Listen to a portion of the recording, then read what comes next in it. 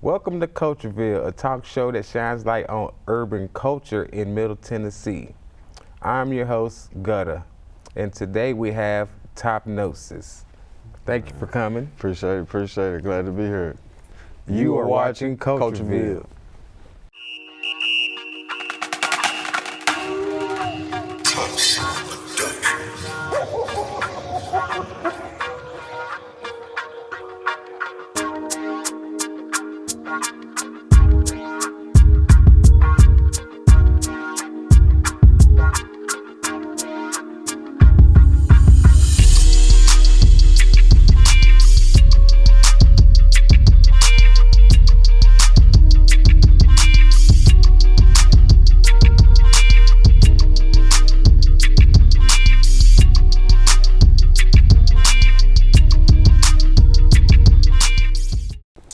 So, you a producer, huh? Yes, sir. Yes, sir. Okay. I'm a producer also. You from Kentucky? Yes, sir. What part of Kentucky you from, man? Hopkinsville now, by way of Trigg County. Okay, Yes, okay. I'm out in Clarksville, so we not far from each other. Yeah. I know the area. Okay, that's good. So tell me about your name, Top Nosis. What does that represent?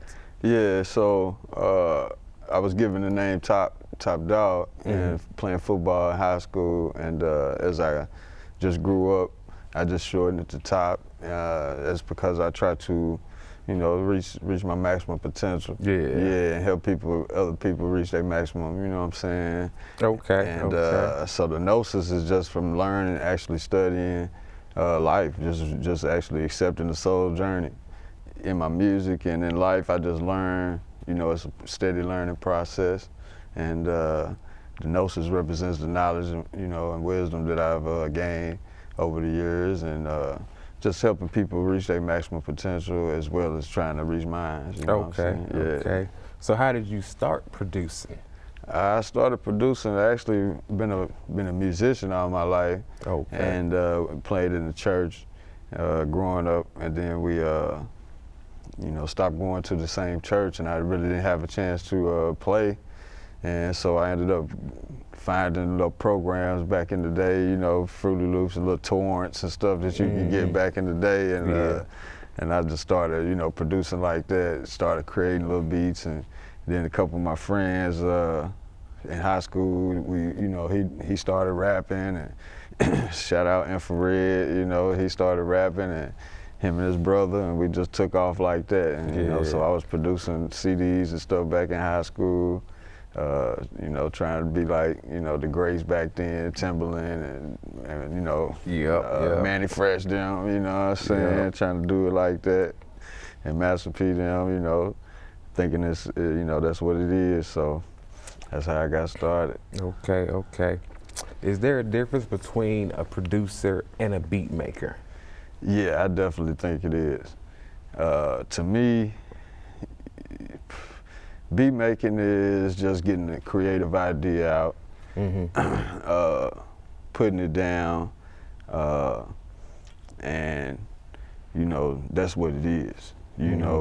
Sometimes you can make beats to just be instrumental. You can make beats that actually you projecting lyrical aspects on it as well. Yeah. So you can get in the lab and just be producing.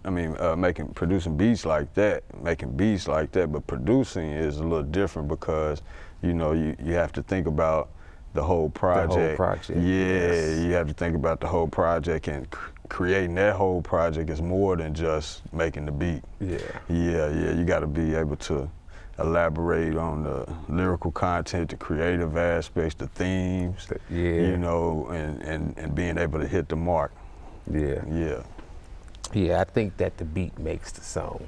Yeah, definitely though. The music is what would it be without the music? You know what I'm saying? Right. So that sets the theme set, and I love that creative process. You know what I'm saying? And then being able to share that with other creatives is also what keeps me going in it. Yeah. Okay, I done listened to some of your beats, and I hear you got all different types. So do you stick to any genres?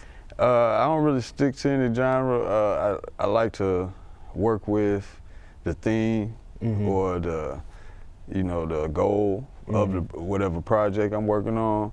But a lot of times when I'm sitting down just making beats, you know what I'm saying, I don't really just make anything. Man, yeah, I try to free my mind. Yeah, I try to free my mind. That's what I do. Yeah. So it's fun doing both dynamics though, and being able to free my mind and make music for whatever happens. Yeah. You know, however it started, then it turned into a whole bunch of other stuff. But you know, that allows me to be able to work good when you under pressure, because then I know how my mind works and how I'm gonna work with whatever instruments and stuff I'm working with. You can do it.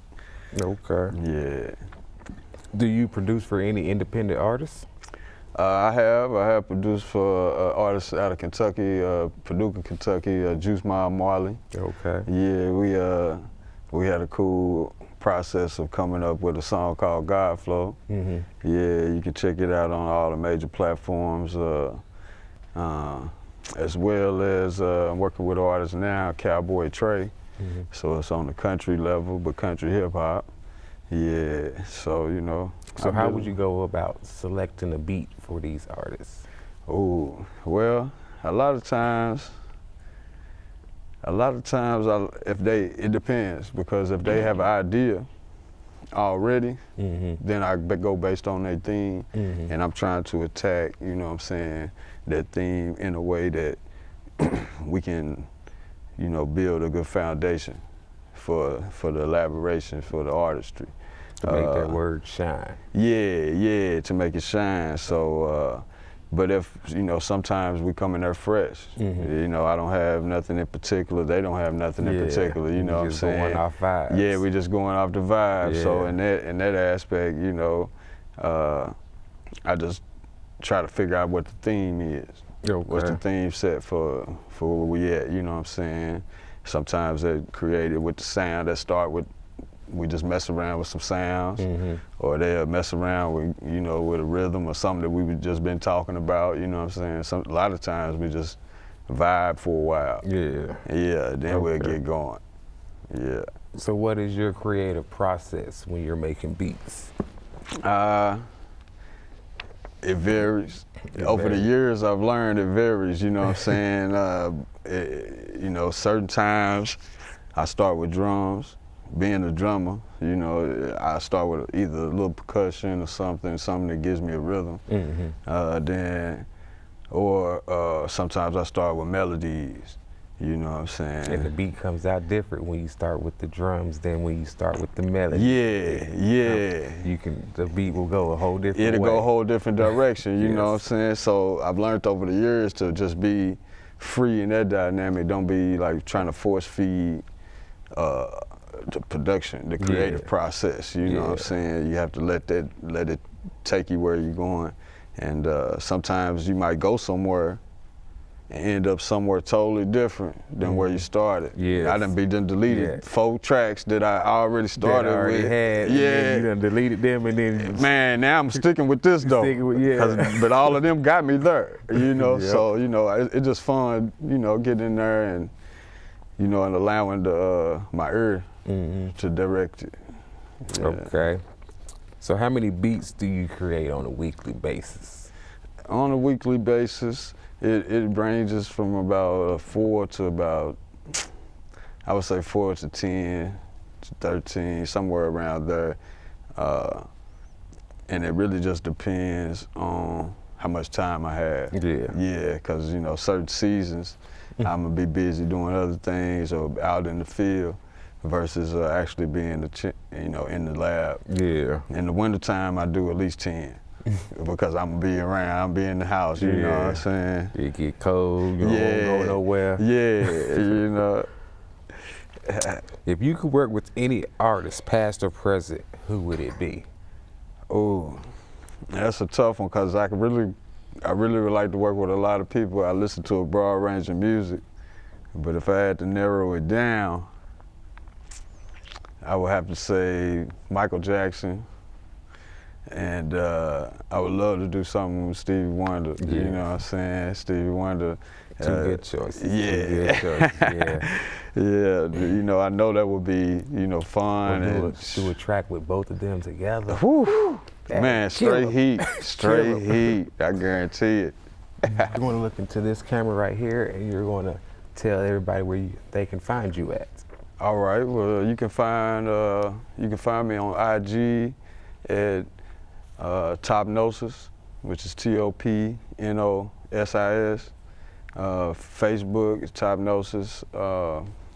Also, my production company in Nashville, here in Nashville, is Top Soul Presents. So be looking out for that, and you can also check out that on Facebook and Instagram.